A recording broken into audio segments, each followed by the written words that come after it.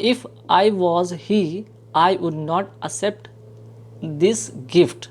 जब भी आपको इस तरह से क्वेश्चन मिले, है ना, जहाँ पे अनरियल फैक्ट पता चले, अनरियल फैक्ट में भी क्या हो, आपको कंडीशनल सेंटेंस हो, ठीक है। जैसे यहाँ पे इफ़ से पता क्या चल रहा है, एक तो यहाँ पे कंडीशनल सेंटेंस पता चला, और क्या है यहाँ पे एक अनरियल फैक्ट है।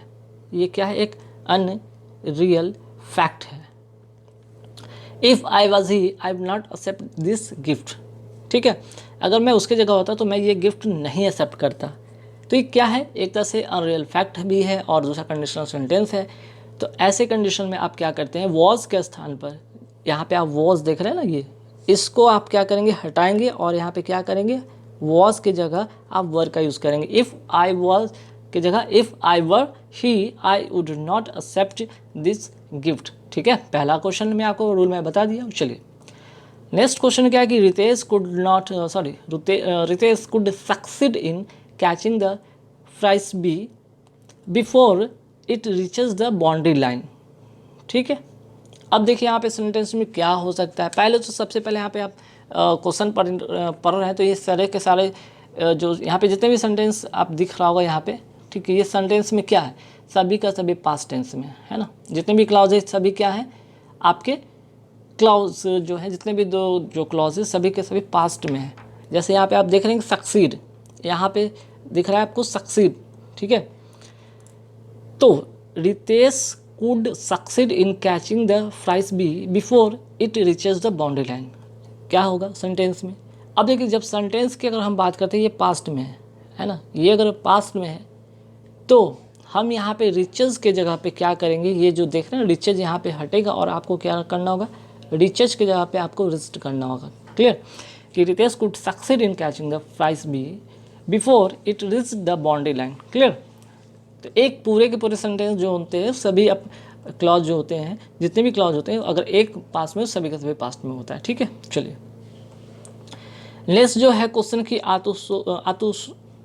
Ashutosh is one of the players, ठीक है, Ashutosh is one of the players, ठीक, who has been selected for the T20 match, ठीक है। वन ऑफ का तो आपको रूल पता ही होगा, है ना। वन ऑफ के बाद जो होता है नाउन हमेशा क्या होता है, नाउन होता है आपका प्लूरल, है ना। वन ऑफ के बाद जो होता है नाउन होता है प्लूरल। लेकिन अब यहाँ पे ज़रा समझिएगा, यहाँ पे क्या है, हु का प्रयोग किया गया है ना, हु का यूज़ किया गया है। और हु किसके लिए आया है, यहाँ पे जो यहाँ पे हु आया है, ये रिलेटिव एक प्रोनाउन है, वो किसके लिए आया, प्लेयर्स के लिए आया, ठीक है, प्लेयर्स के लिए आया है। तो यहाँ पे आप प्लेयर्स के लिए क्या करेंगे, प्लेयर्स यहाँ पे देख रहे हैं ये प्लूरल में है, तो प्लूरल्स के लिए आप क्या करते हैं, हैज़ की जगह पे क्या करेंगे, यहाँ पे हैव करेंगे, तब जाकर सेंटेंस सही होगा, है ना, ठीक है। Ashutosh is one of the players who have been, ठीक है, who have been selected for the T20 match. चलिए आगे बढ़ेंगे सवाल पे। लेट्स से कि Madhuri did not reply when I asked her why was she weeping. तो देखिए यहाँ पे बहुत ही इंपॉर्टेंट ये एरर है। सबसे पहले ध्यान रखिएगा, यहाँ पे इनडायरेक्ट नरेशन की बात हो रही है। इनडायरेक्ट नरेशन में होता क्या है, जो क्वेश्चन वर्ड होते हैं उसके बाद जो वर्ब होता है, ठीक, तो वर्ब जो होता है वो सब्जेक्ट के बाद किया जाता है। इनडायरेक्ट नरेशन में नोट कर लीजिए, इसके बारे में बता रहा हूँ कि इनडायरेक्ट नरेशन में, इनडायरेक्ट जो नरेशन होता है, ठीक है, इनडायरेक्ट नरेशन में ध्यान रखिए, इनडायरेक्ट नरेशन में जो क्वेश्चन वर्ड होते हैं, ठीक है, हम WH की बात करें, WH वर्ड की बात अगर हम करें, तो इसके बाद वाले जो वर्ब होते हैं, इसके बाद आने वाले जो वर्ब होते हैं सब्जेक्ट के बाद किया जाता है। जैसे देख रहे हैं WH के बाद जो होगा वर्ब किसके बाद होगा, ये वॉज जो होगा सी के बाद होगा, ठीक है, मीन्स कि वाई सी वॉज होगा, ठीक है, वाई सी वॉज होगा, why she was weeping. Otherwise ये क्या हो जाता है, एक क्वेश्चन हो जाता है, क्वेश्चन मार्क यहाँ पे लग जाता है, क्वेश्चन वर्ड हो जाता है। तो यहाँ पे क्वेश्चन अगर बात करते हैं इनडायरेक्ट नरेशन में, तो यहाँ पे क्वेश्चन वाला तो होता नहीं। अगर ये होता तो यहाँ पे ये होता, और ये होता तो ये सेंटेंस गलत होता है। इनडायरेक्ट में ये होता नहीं है, ठीक है। तो इनडायरेक्ट नरेशन में आपको क्या करना होता है, जो WH वाले क्वेश्चन होते हैं उसके बाद जो सब्जेक्ट के बाद वर्ब आता है ना, तो उसके पहले वर्ब आता है। क्लियर, चलिए नेक्स्ट क्वेश्चन क्या है कि Roshni said that she prefers white shirt than coloured one in formal meetings. यहाँ पे क्या होगा, क्या करना होगा, तो आपको करना क्या होगा कि कि प्रीफर के साथ, ध्यान रखिएगा, प्रीफर के साथ हम क्या लगाते हैं, प्रीफर के साथ हम टू का यूज़ करते हैं, और यहाँ प्रीफर के साथ क्या लगा दिया गया, दैन, जो कि गलत है। आप यहाँ पे टू करेंगे। पहला यहाँ तो एक एरर है। दूसरा कि क्या है, यहाँ पे सेट देख रहे हैं, ठीक है। आप देख रहे हैं कि इनडायरेक्ट नरेशन में जो होता है यहाँ पे इसका ये जो वर्ब है, ठीक है, ये जो वर्ब है रिपोर्टिंग वर्ब जो है, अगर हम बात करते हैं तो ये क्या पास्ट में है। तो इसके अकॉर्डिंग यहाँ पे प्रीफर भी नहीं होगा, बल्कि यहाँ पे प्रीफर्ड करना होगा, PREFERRED, ठीक है। तो यहाँ पे दो मिस्टेक है, यहाँ पे दोनों से सही करने होंगे। हालांकि एग्जाम में आपको कहीं एक ही रहेगा, ये इस सेंटेंस में कहीं प्रिंट में मिस्टेक हो गया, जिसके कारण आपको ये सुधारना होगा, है ना। चलिए आगे बढ़ते सवाल पे आते हैं, फटाफट देखते हैं। अब फिलर पे आते हैं। फिलर बहुत ही इंपॉर्टेंट क्वेश्चन होता है एग्जाम पॉइंट ऑफ व्यू से। तो देखिए, नितिन टोल्ड रोहन, फिर से इंडायरेक्ट नरेशन का यहाँ पे पार्ट है। Nitin told Rohan that he dash English fluently and was very happy, ठीक है। अब यहाँ पे क्या गलती हो सकता है, या मीन्स कि क्या यहाँ पे फिल करेंगे, गलती नहीं, यहाँ पे क्या फिल करेंगे, तो यहाँ पे फिल क्या करना होगा, ध्यान रखिए। यहाँ पे बात हो रही है पास्ट की एबिलिटी की बात हो रही है ना यहाँ पे, तो यहाँ पे पास्ट की एबिलिटी की बात हो रही है ना, पास्ट की एबिलिटी की बात हो रही है। जब हम बात पास्ट की और एबिलिटी की बात करेंगे तो Nitin told Rohan that he could speak, ठीक है, he could speak English fluently and was very happy, can speak नहीं, ठीक है। चूँकि यहाँ बात पास्ट का हो रहा है तो ये तो होगा नहीं, बिल्कुल होगा नहीं, ठीक है। कुड हैव स्पोकन भी नहीं होगा, ठीक है, और वुड स्पीक भी नहीं हुआ। यहाँ पे बात हो रहा है, यहाँ पे क्या, यहाँ पे एबिलिटी की बात हो रही है, यहाँ पे हम कुड का यूज़ करेंगे, है ना। चलिए नेक्स्ट क्वेश्चन क्या है कि Sunita told me that, Sunita told me that, फिर से देखिए इनडायरेक्ट पार्ट वाला सेंटेंस है कि Sunita told me that she dash go to Chennai next month, ठीक। तो यहाँ पे क्या होगा, यहाँ पे कौन सा, यहाँ पे क्या, यहाँ पे फिल करेंगे, ठीक है। तो देखिए यहाँ पे रिपोर्टिंग वर्ब की अगर बात करते हैं तो ये रिपोर्टिंग वर्ब क्या है, पास्ट में है ना, ये पास्ट में है। अगर रिपोर्टिंग वर्ब पास्ट में है तो ध्यान रखिएगा कि पास्ट मॉडल का ही यूज़ होगा। पास्ट मॉडल कहने का मतलब यहाँ पे ना तो विल होगा, ना शैल होगा, ना शुड होगा, वुड होगा, ठीक है। Sunita told me that she would go to Chennai next month, ठीक है। चलिए आगे बढ़ेंगे सवाल पे। The dinner prepared yet when our guest arrive, जहाँ एट की बात हो गई, ठीक है, जहाँ पे येट की बात होगी यहाँ पे परफेक्ट टेंस की बात होगा, परफेक्ट टेंस की बात होगा, है ना। जहाँ येट की बात हुआ, परफेक्ट टेंस की बात हुआ, तो ये तो ख़त्म, ये ख़त्म। अब यहाँ पे हैड नॉट बीन होगा कि हैज़ हैव नॉट बीन होगा, सवाल ये है। तो ध्यान रखिएगा यहाँ पे साफ तौर पे आप देख सकते हैं कि सेंटेंस की अगर बात करें तो मैंने बताया परफेक्ट, पास्ट परफेक्ट की प्रेजेंट परफेक्ट। तो यहाँ पर प्रीपेयर्ड लिखा हुआ है ना, ये देख रहे होंगे कि ये क्या है, पास्ट में है। तो पास्ट के लिए हम हैड नॉट बीन का यूज़ करेंगे, ठीक है, हम हैड नॉट बीन का यूज़ करेंगे, ठीक है। नेक्स्ट क्वेश्चन है कि how much money dash since the death of your father. तो ध्यान रखिएगा, सबसे पहले यहाँ पे क्वेश्चन वर्ड आपको दिख रहा है, तो क्वेश्चन वर्ड के लिए आपको यहाँ पे एक चीज़ मैं बताऊँगा, लेकिन उसके पहले ज़रा ध्यान रखिएगा। हाउ मच मनी, यहाँ पे तो WH क्वेश्चन हो गया, ठीक है। उसके बाद आपका सब्जेक्ट हो गया, तो सब्जेक्ट के बाद हमें तो वर्ब चाहिए ना, तो वर्ब तो है नहीं, ये है नहीं। आई मीन दोनों की बात करेंगे, डिड या हैव की बात करेंगे, ठीक है, डिड या हैव की बात करेंगे। तो कौन सा होगा, how much money did you waste since the death of your father, या हैव यू वेस्टेड होगा, क्या होगा। तो ध्यान रखिए यहाँ पे सिंस की बात हो रही है, ठीक है, जो कि टाइम सूचक है, समय सूचक है ना, टाइम को इंडिकेट कर रहा है। तो सिंस की बात करते हैं, समय सूचक सिंस के पहले हम जो क्लॉज आता है ना, उसमें हम क्या करते हैं, परफेक्ट टेंस का यूज़ करते हैं। इसके पहले हम क्या यूज़ करते हैं, परफेक्ट टेंस का यूज़ करते हैं, परफेक्ट टेंस का यूज़ करते हैं। ध्यान रखिए बहुत इंपॉर्टेंट चीज़ मैं बता रहा हूँ, ठीक है। परफेक्ट टेंस, सिंस के पहले परफेक्ट टेंस का यूज़ होता है, तो इसके लिए हम हैव यू वेस्टेड का यूज़ करेंगे। और लास्ट में देख रहे हैं कि how much money WH question है, क्वेश्चन वाला है, तो क्वेश्चन के लिए यहाँ पे क्वेश्चन का मार्क्स का यूज़ किया गया है, ठीक है। चलिए नेक्स्ट क्या है कि they treated us not only to cocktails but also dash dinners. अब देखिए नॉट ओनली और बट ऑल्सो वाला केस है, नॉट ओनली और बट ऑल्सो वाला केस है ना। तो देखिए नॉट ओनली के बाद अगर ध्यान रखेंगे तो नॉट ओनली के बाद यहाँ पे क्या प्रीपोजिशन टू का यूज़ किया गया, उसे तो बट ऑल्सो के बाद प्रीपोजिशन क्या होगा, तो प्रीपोजिशन यहाँ पे टू होगा, यहाँ पे क्या होगा, यहाँ भी टू होगा, ठीक है, ठीक। चलिए हालांकि याद ध्यान रखिए नॉट ओनली बट ऑल्सो वाले केस में क्या होता है, दोनों जो सेंटेंस होते हैं, दोनों जो वर्ड होते हैं उनके बाद हमेशा सेम पार्ट ऑफ स्पीच का यूज़ किया जाता है। ठीक है, अब यहाँ पे फटाफट आते हैं कि same meaning, similar meaning means कि साइन हो। सिमिलर मीनिंग के बारे में बात करेंगे तो सबका फटाफट आपको मैं मीनिंग भी बता दूँ। पहले तो आते हैं ग्रिसली। ग्रिसली मतलब होता है क्या, भयानक। नोट करिएगा फटाफट, बहुत इंपॉर्टेंट चीज़ मैं बता रहा हूँ। ग्रिसली का मतलब भयानक, और इसका जो होगा साइनो, जिसको कहते हैं सिमिलर इन मीनिंग, इसका होगा ग्रुसम। ग्रुसम का मतलब ये होता है भयानक। ठीक है, बाकी प्लीजिंग का मतलब क्या होता है, इसका मतलब नोट करना चाहे तो नोट कर सकते हैं, सुखद। ठीक है, इसका मतलब क्या होगा, अनफॉरगिविंग का मतलब होता है जिसको क्षमा ना किया जा सके, है ना। और सिंसियरिटी का मतलब होता है सच्चाई, सच्चाई। ठीक, चलिए नेक्स्ट क्वेश्चन क्या है भाई, इंटरडिक्शन। इंटरडिक्शन में क्या होगा, इसका मतलब ध्यान रखिएगा। इंटरडिक्शन का मतलब क्या होगा, आप लोग बताएंगे फटाफट, कमेंट करके ज़रूर बताइएगा। ठीक है, चलिए इसका मतलब होता है क्या, निषेध आज्ञा। इसका मतलब होता है निषेध आज्ञा, निषेध आज्ञा। तो इसका जो साइन होगा मीन्स के सिमिलर मीनिंग में क्या होगा, डिक्री। इसका मतलब क्या होगा, डिक्री। बाकी का प्रिविलेज का मतलब होता है कि विशेष फ़ायदा। इमर्ज का मतलब उभरना। ऑप्शन का मतलब अश्लील। ठीक है, नेक्स्ट पे आते हैं कि एपरेंट। एपरेंट का मतलब क्या होता है, एपरेंट का मतलब होता है प्रत्यक्ष या स्पष्ट होता है। इसका मतलब होता है प्रत्यक्ष या स्पष्ट कहते हैं इसको, है ना, स्पष्ट कहते हैं। इसका मतलब होगा मैनिफेस्ट। मैनिफेस्ट का मतलब ये होता है प्रत्यक्ष या स्पष्ट। बाकी तो रफ का मतलब है रूखा, ऑब्सक्योर का मतलब धुंधला, एप्ट का मतलब होता है उचित। इसका नोट कर लीजिए, बहुत इंपॉर्टेंट है, एप्ट का मतलब उचित, है ना। चलिए आगे बढ़े सवाल पे कि इफेस। इफेस का मतलब क्या होता है, इफेस का मतलब होता है मिटा देना, मिटा देना।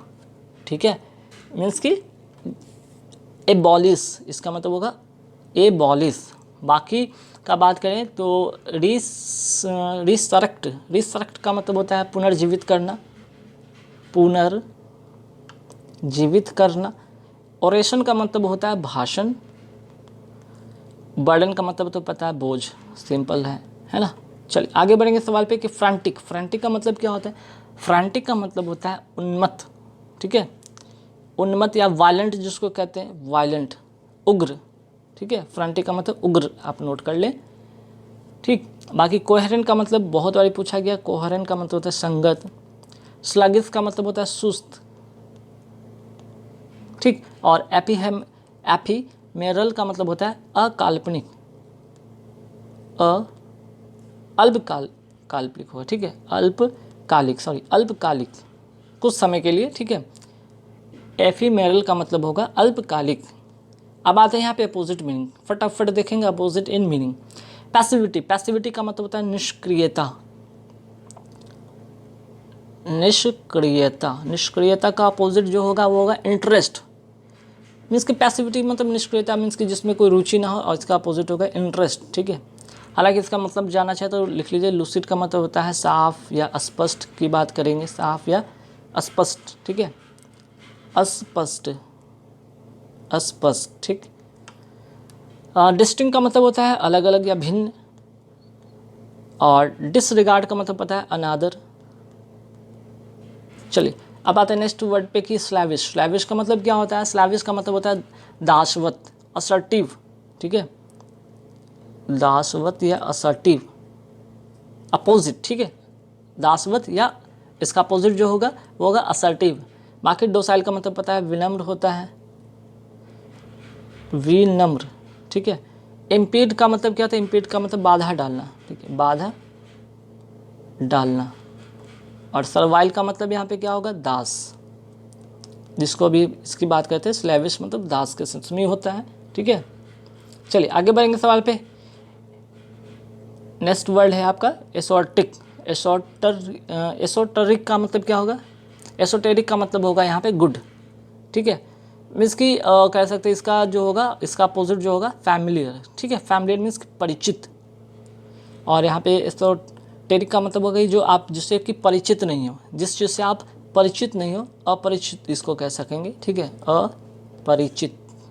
और फैमिलियर का मतलब होगा परिचित। ऑब्सक्योर का मतलब पता है आप सबको, धुंधला। एब्सक्योर का मतलब होता है वही अपरिचित। उसके बाद अगर हम बात करते हैं सीक्रेट का मतलब होता है रहस्यमय, है ना। चलिए आगे बढ़ेंगे सवाल पे। नेक्स्ट सवाल क्या है भाई, स्क्रूटेबल।